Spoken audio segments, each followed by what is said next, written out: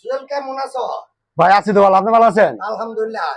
আইলা বিদেশটা কতদিন ধরে? এই তো 3-4 দিন ধরে ভাই আইছি।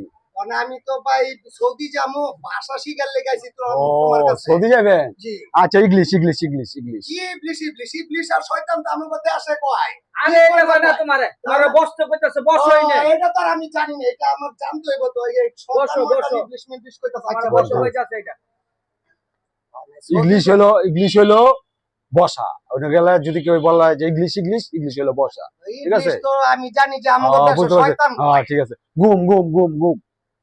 আরে ঘুম আর খুন এটা তো আমাকে দেশে হয়, কি এই কয় না কয়। পাগল দি ভাই, ঘুম মানে হলো ইংলিশ হলো বসা, আর ঘুম মানে ওঠো। এটা তো জানি না। চিন্তা করতেছি না আরে তুমি আমি তো জানি যে ঘুম আর খুন তো কয় আমাকে দেশে, এটা তো আমি বুঝি নাই।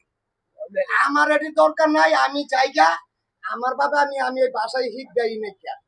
আদা মুখ মুখ মাফি, আদা মাথা নষ্ট করে মুখ মাফি, মাফি আবার কি?